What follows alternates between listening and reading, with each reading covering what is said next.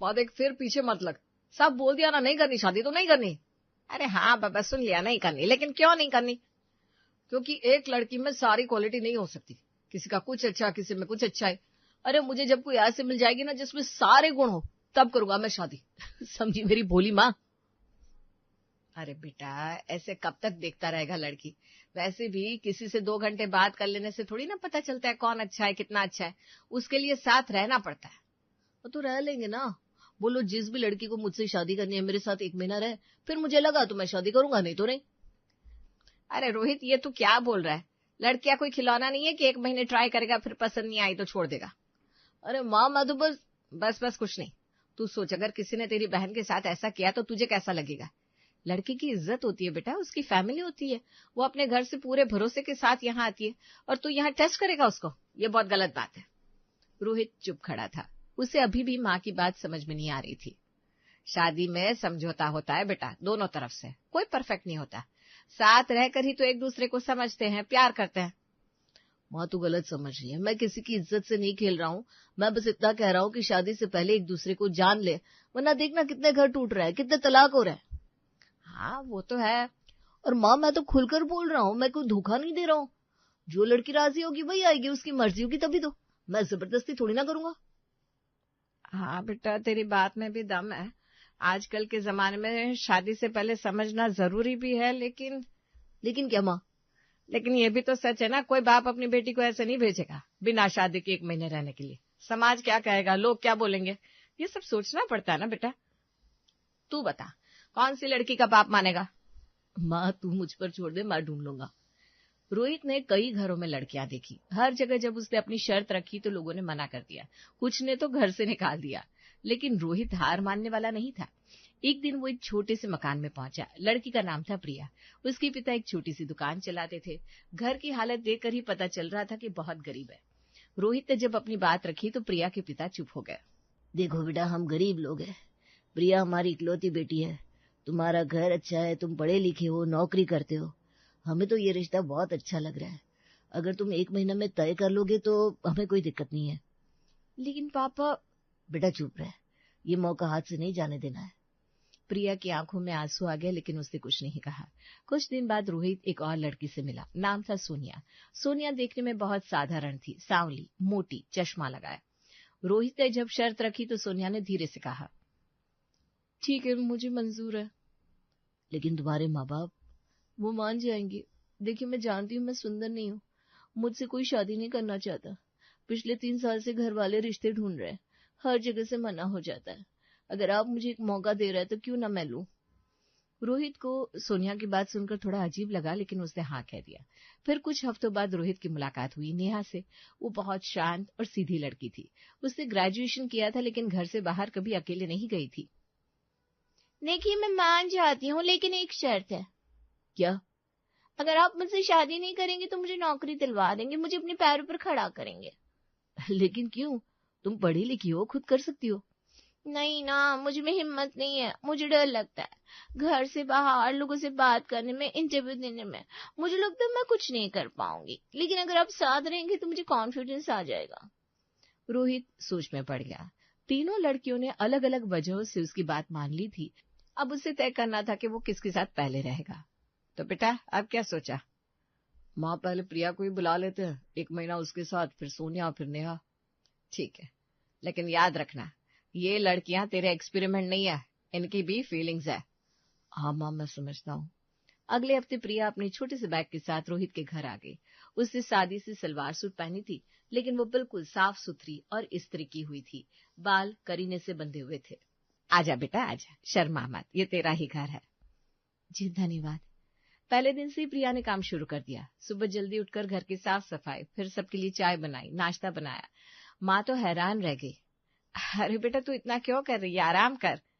नहीं आंटी मुझे अच्छा लगता है, घर में बैठे बैठे बोर हो जाती हूँ। दोपहर में प्रिया ने खाना बनाया। रोहित ऑफिस से आया तो खाने की खुशबू से ही मन खुश हो गया। वाह क्या महक आ रही है। प्रिया ने बनाया बेटा, चख के बता। रोहित ने एक कोर मुंह में रखा, स्वाद ऐसा कि उंगलियां चाटते रह जाए। माँ कसम से लाजवाब है, तूने तो माँ को भी पीछे छोड़ दिया। प्रिया शर्मा गई। बस ऐसे ही बना दिया।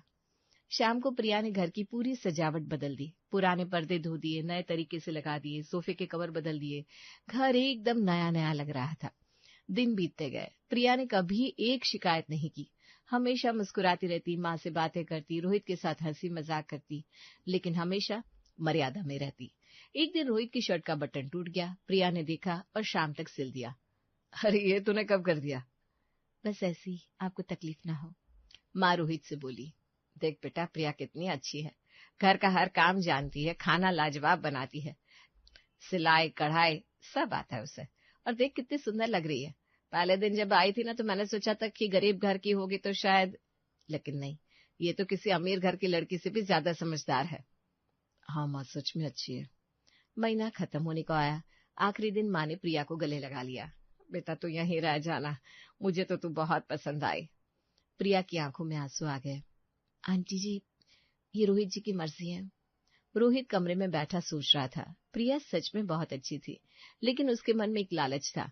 अगर सोनिया और नेहा इससे भी अच्छी निकली तो क्या पता उनमें प्रिया से भी ज्यादा गुण हो। शाम को रोहित ने फैसला सुनाया। देखो प्रिया, तुम बहुत अच्छी हो, लेकिन मैंने सोनिया और नेहा को भी मौका देने का वादा किया है, तो मुझे उन्हें भी चांस देना होगा।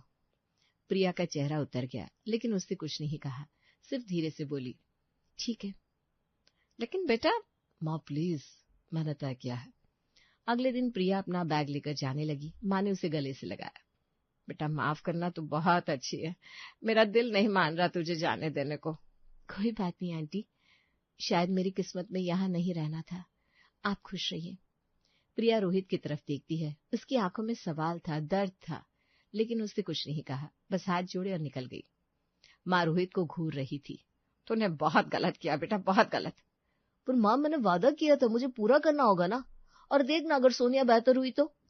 देख बेटा, तू ये क्या कर रहा है? प्रिया जैसी लड़की को तूने जाने दिया, क्या कमी थी उसमें बता? माँ, कमी की बात नहीं है, मैंने वादा किया था। वादा वादा वादा, बस यही रट लगा रखी है। बेटा एक लड़की घर में रहती है, अपना सब कुछ देती है, दिल लगा लेती है, और तू उसे ऐसे निकाल देता है, ये सही नहीं है। तू किसी की भावनाओं से खिलवाड़ कर रहा है। माँ, लेकिन प्रिया को शर्त पता थी, उसने खुद माना था ना। मैंने कोई धोखा तो नहीं दिया। धोखा ही तो दिया है बेटा। उस लड़की को उम्मीद थी, उसने सोचा होगा कि अच्छे से रहेगी तो तू रख लेगा, और तूने क्या किया? बेटा अब सोनिया को मत ला, बस कर। नहीं माँ, मैं अपनी बात पर अड़ा हूं, मुझे तीनों को चांस देना है, तभी तय करूंगा। माँ ने हार मान ली। वो जानती थी कि रोहित अब नहीं मानेगा। अगले हफ्ते सोनिया आ गई, मोटी, सांवली, चश्मा लगाए। जब वो घर में घुसी तो माँ ने उसे देखा, दिल में दुख हुआ। ये लड़की भी शायद प्रिया की तरह दुखी होगी। नमस्ते आंटी। आ बेटा, आजा। सोनिया, तुम्हारा कमरा वो रहा, फ्रेश हो जाओ। जी थैंक यू।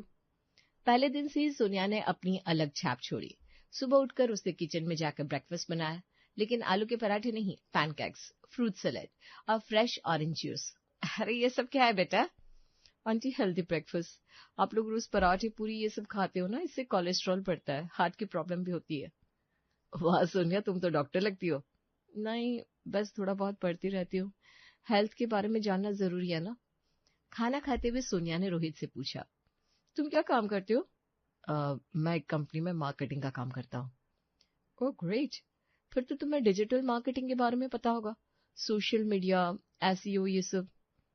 हाँ थोड़ा बहुत। देखो आजकल ना सब कुछ ऑनलाइन हो गया है।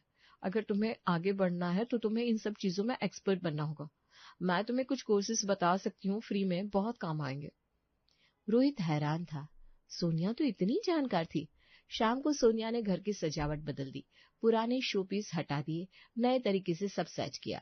घर किसी मैगजीन की कवर पेज जैसा लग रहा था। अरे बेटा ये सब क्या कर दिया? आंटी, इंटीरियर डिजाइनिंग, थोड़ा शौक है, देखिए ना कितना अच्छा लग रहा है, मिनिमलिस्ट लुक। दूसरे दिन सोनिया ने डिनर बनाया, इटालियन पास्ता, चॉकलेट मूज। वाह सोनिया, तुम तो शेफ हो क्या? नहीं, बस यूट्यूब देखकर सीख लिया। इंटरनेशनल कुजिन बनाना पसंद है, वो नहीं होता। एक दिन रोहित अपने लैपटॉप पर कुछ काम कर रहा था। सोनिया पास आई। क्या काम कर रहे हो? बस एक प्रेजेंटेशन बनानी है, बॉस को दिखानी है। दिखा, मैं देखती हूँ। रोहित ने दिखाया। सोनिया ने कुछ चेंजेस बताए, ग्राफिक्स, कलर स्कीम, कंटेंट, सब कुछ। यार तुम तो कमाल की हो, इतना सब कैसे आता है? बस इंटरनेट है ना, सब सीख लेती हूँ। मुझे नई चीजें सीखना पसंद है। एक शाम रोहित परेशान था। उसके पास कुछ पैसे बचे थे। वो सोच रहा था कहाँ इन्वेस्ट करे। क्या हुआ, परेशान लग रहे हो? अरे कुछ नहीं, बस सोच रहा था कि पैसे कहाँ लगाऊं, एफडी में या म्यूचुअल फंड में। एफडी? अरे नहीं, उसमें तो बहुत कम रिटर्न मिलता है।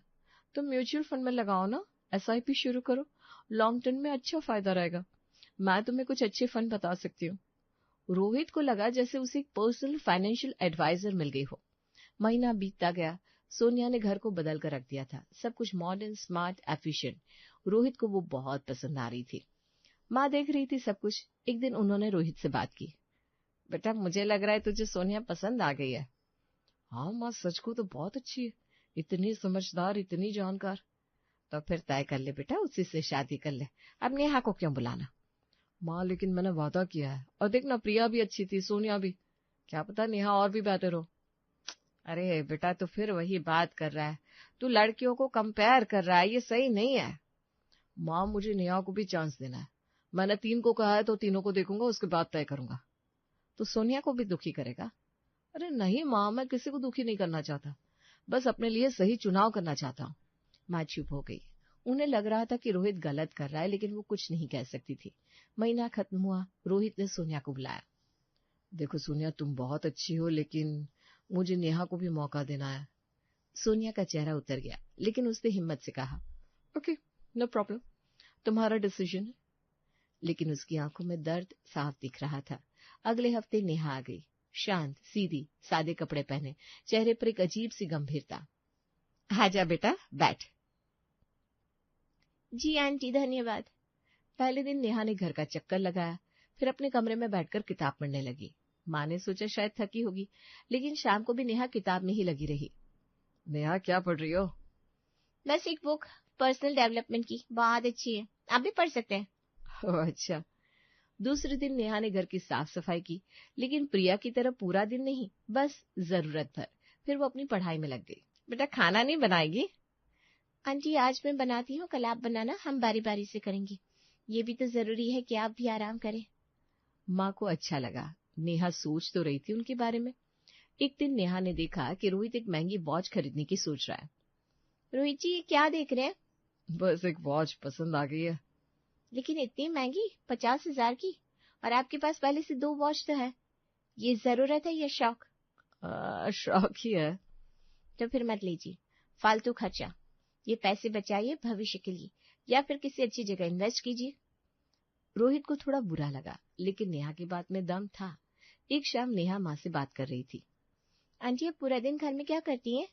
बस बेटा, खाना बनाना, टीवी देखना, और क्या करूं। आंटी, आपको कुछ करना चाहिए, कोई हॉबी, कोई काम। आप इतनी एनर्जेटिक है, बैठे बैठे समय बर्बाद हो रहा है। अरे बेटा, अब इस उम्र में क्या काम करूं? कुछ भी। आप सिलाई सीख सकती हैं, या पेंटिंग, या फिर कोई ऑनलाइन कोर्स कर सकती हैं। बुजुर्गों के लिए बहुत सारे कोर्सेस होते हैं। माँ को अच्छा लगा, नेहा सही कह रही थी। कुछ दिन बाद नेहा ने घोषणा की, रोहित जी, मैंने एक जॉब ज्वाइन कर ली है। क्या? कैसे? ऑनलाइन अप्लाई किया था, इंटरव्यू दिया, सिलेक्ट हो गई, कल से जाना है। लेकिन नेहा, तुम तो कहती थी तुम्हें डर लगता है, कॉन्फिडेंस नहीं है। हाँ था, लेकिन अब नहीं। मैंने यहाँ आकर बहुत कुछ सीखा, मोटिवेशनल बुक्स पढ़ी, वीडियोस देखे, और मुझे लगा कि अगर अब मैंने कोशिश नहीं की तो कब करूंगी। तो मैंने ट्राई किया और हो गया। वाह बेटा, बहुत अच्छा किया तूने। रोहित भी खुश था। नेहा में इतना बदलाव। नेहा रोज ऑफिस जाती, शाम को आती, फिर घर का काम, फिर पढ़ाई। उसका हर काम एक रूटीन में था। कोई फालतू खर्चा नहीं, कोई बेकार का शो ऑफ नहीं। एक दिन रोहित ने पूछा, नेहा, तुम इतनी सीरियस क्यों रहती हो? थोड़ा एंजॉय भी करो। रोहित जी, मुझे अपने पैरों पर खड़ा होना है, अपनी पहचान बनानी है। मैं अपने मायके में कभी बाहर नहीं निकली, हमेशा घर में रही। लेकिन अब जब मुझे ये मौका मिला है तो मैं इसे बर्बाद नहीं करना चाहती। मुझे अपने लिए कुछ करना है, समझे? रोहित को नेहा की बात समझ में आ गई। वो सिर्फ एक गृहिणी नहीं बनना चाहती थी, वो अपनी पहचान बनाना चाहती थी। महीने के आखिर में माँ ने रोहित से कहा, बेटा, नेहा भी बहुत अच्छी है, उसमें भी बहुत गुण है। वो सेल्फ डिपेंडेंट है, समझदार है, फालतू खर्चा नहीं करती, और मेरा भी ख्याल रखती है। हाँ माँ, मुझे भी वो पसंद आ रही है। उसने जॉब भी ज्वाइन कर ली है, अपनी लाइफ भी सेट कर ली। तो फिर तय कर ले बेटा, किससे शादी करनी है। तीनों को देख लिया, अब फैसला कर। रोहित सोच में पड़ गया, तीनों में से किसको चुने, प्रिया, सोनिया या नेहा। रोहन ने तीनों लड़कियों को फोन किया। उसने तय कर लिया था कि वो किसी से भी शादी कर सकता है क्योंकि तीनों ही अच्छी है, लेकिन पहले उसने प्रिया को फोन किया। हेलो प्रिया, मैं रोहित। हाँ बोलिए। देखो, मैंने सोचा है कि मेरा मतलब है तुम बहुत अच्छी हो, क्या तुम मुझसे शादी करोगी? प्रिया चुप रही, फिर धीरे से बोली, नहीं रोहित जी, मुझे माफ कीजिए। क्या? लेकिन क्यों? देखिए, जब मैं आपके घर आई थी तो मैं गरीब थी, मजबूर थी, लेकिन उस 1 महीने में मैंने खुद को पहचाना। मुझे लगा कि मुझ में इतने गुण तो है कि मुझे किसी ऐसे इंसान का इंतजार करना चाहिए जो मुझे सच में वैल्यू करे, ना कि किसी एक्सपेरिमेंट की तरह रखे। आपने मुझे जाने दिया, इसका मतलब आपको मेरी वैल्यू समझ में नहीं आई, तो सॉरी, मुझे शादी नहीं करनी। रोहित का मुंह खुला रह गया। उसे सोचा नहीं था कि प्रिया ऐसा कहेगी। फिर उसने सोनिया को फोन किया। हेलो सोनिया, मैं तुमसे शादी करना चाहता हूँ। सोनिया हंसी। रोहित थैंक्स, लेकिन नो थैंक्स। क्या मतलब? देखो रोहित, मैं जानती हूँ मैं सुंदर नहीं हूँ, लेकिन उस 1 महीने में मुझे एहसास हुआ कि मैं बहुत कुछ जानती हूँ। मैं स्मार्ट हूँ। मुझे किसी ऐसे पार्टनर की जरूरत है जो मेरे दिमाग को रिस्पेक्ट करे, ना कि सिर्फ मेरी स्किल्स का फायदा उठाए। तुम्हें मुझसे सिर्फ काम चाहिए था, प्यार नहीं। तो सॉरी, मुझे अपने लिए बेहतर मिलेगा। रोहित का दिल बैठ गया। अब उसने नेहा को फोन किया। नेहा प्लीज, मैं तुमसे शादी करना चाहता हूँ। रोहित जी, मैं आपकी शुक्रगुजार हूँ, आपने मुझे ये मौका दिया। मैंने खुद को खोजा, अब मैं नौकरी कर रही हूँ, मैं सेल्फ डिपेंडेंट हूँ, मुझ में कॉन्फिडेंस आ गया है, लेकिन अब मुझे एक ऐसे पार्टनर की जरूरत है जो मेरे साथ कंधे से कंधा मिलाकर चले, जो मुझे कंपटीशन की तरह ना देखे। आप तो तीनों को कंपेयर कर रहे थे, मुझे ऐसा पार्टनर नहीं चाहिए, सॉरी। रोहित का फोन हाथ से गिर गया। तीनों ने मना कर दिया। तीनों ने? वो माँ के पास गया, आंखों में आंसू थे। माँ, तीनों ने मना कर दिया, मुझसे कोई शादी नहीं करना चाहता। माँ ने गहरी सांस ली। मैंने कहा था ना बेटा, तू लड़कियों को खिलौना समझ रहा था। माँ, मैंने बहुत गलत किया। मैं सोच रहा था मैं परफेक्ट लड़की ढूंढ लूंगा, लेकिन मुझे समझ में नहीं आया कि परफेक्ट कोई नहीं होता। बेटा, शादी सिर्फ योग्यता से नहीं होती, प्यार से होती है, साथ रहने से, एक दूसरे को समझने से। तू चाहता था कि पहले परख लो फिर शादी करो, लेकिन असल में शादी के बाद ही तो एक दूसरे को समझते हैं, साथ रहकर, प्यार करके, समझौता करके, एक दूसरे की कमियों का स्वीकार करके। रोहित रो रहा था। माँ, मैंने 3 लड़कियों की जिंदगी से खिलवाड़ कर दिया, उन्हें दुख दिया, और अब मैं अकेला रह गया। माँ ने उसके सिर पर हाथ रखा। नहीं बेटा, तूने उन्हें दुख नहीं दिया, तूने उन्हें खुद को पहचानने का मौका दिया। रोहित ने सिर झुका लिया। माँ, अब क्या होगा? माँ मुस्कुराई। अब तू इंतजार करेगा, जब सही वक्त आएगा, सही लड़की आएगी, तब तू उसे दिल से चुनेगा, दिमाग से नहीं, समझा? रोहित ने हाँ में सिर हिलाया। 3 महीने में 3 बहुएं आई, लेकिन कोई नहीं रुकी, क्योंकि रोहित ने उन्हें सिर्फ परखा, प्यार नहीं किया, और आखिर में वो अकेला रह गया, अपनी ही सोच का शिकार।